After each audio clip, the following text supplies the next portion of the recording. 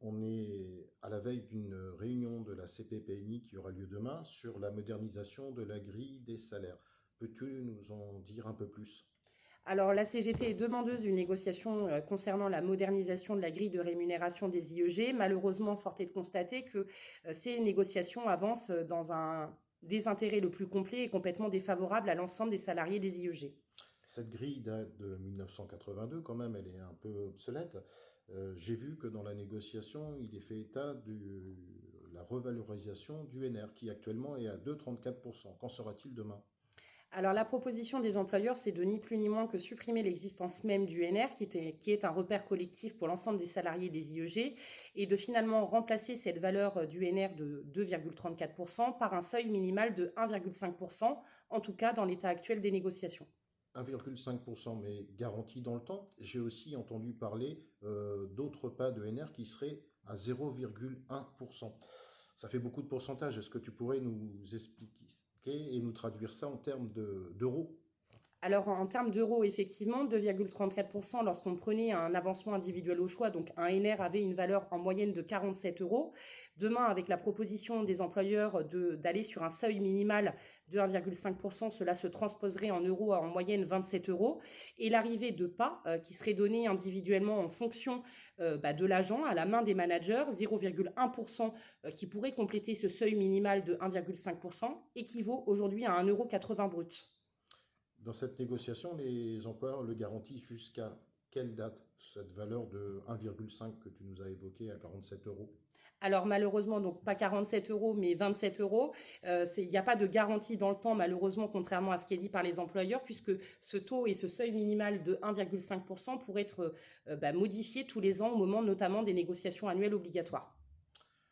On parle de NR, parlons un peu de GF. Actuellement, dans les entreprises, lorsqu'on postule sur un emploi et qu'on bénéficie d'un reclassement, on bénéficie de l'attribution de 2 NR. Qu'en sera-t-il? Alors c'est pareil, aujourd'hui, la pérennité de la valeur du GF qui est à peu près de 4,36%, parce qu'on obtient 2 NR normalement lorsqu'on prend un GF.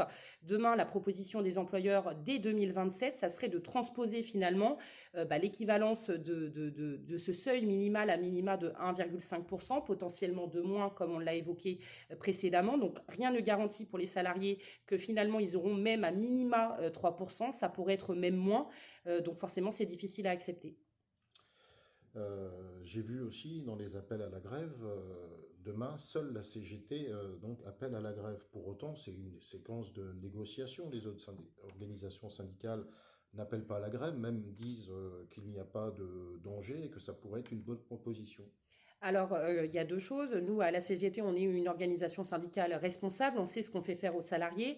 Il y a deux choses qui ont changé. D'une part, cette séance n'est plus une énième séance de négociation, mais bien une séance conclusive. Donc, il y a un énorme danger par rapport aux propositions des employeurs qui pourraient être entérinées. Deux solutions s'offrent à nous. Ce qui est vrai et qui a été exprimé comme une justification du non-appel à la grève de certaines organisations syndicales, c'est qu'il n'y aura pas de décision unilatérale de l'employeur sur ce sujet. Bien évidemment que nous le validons. Néanmoins, il reste deux dangers pour les salariés. Il faut tout leur dire. La première solution, c'est que potentiellement, en fonction de l'évolution de ces négociations, certaines organisations syndicales pourraient se laisser tenter par une signature. Ça, nous n'en savons rien, ni vous, ni nous, ni eux. À vrai dire, comment... Une signature, c'est-à-dire comment est fait la répartition entre les différentes organisations syndicales? Eh ben, malheureusement, il suffirait de deux signatures de la part d'organisations syndicales représentatives pour que cet accord s'applique, sans pour autant avoir fait appliquer les revendications légitimes des salariés.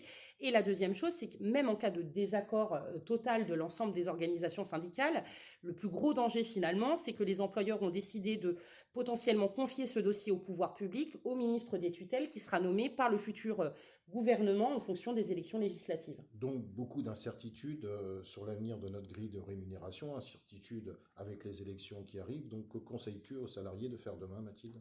Eh ben, nous réaffirmons qu'il n'y a pas de super négociateur, qu'il soit à la CGT ou dans une autre organisation syndicale. La lutte paye. On nous avait donné les mêmes arguments, rappelez-vous, l'année dernière, lorsque seule la CGT appelait à la grève pour obtenir les 2 NR. Seul le rapport de force permettra à nos négociateurs de faire avancer les choses positivement pour l'ensemble des salariés. Donc si j'en conclus, tous en grève demain avec la CGT. Tous en grève demain avec la CGT. Pas d'autre solution.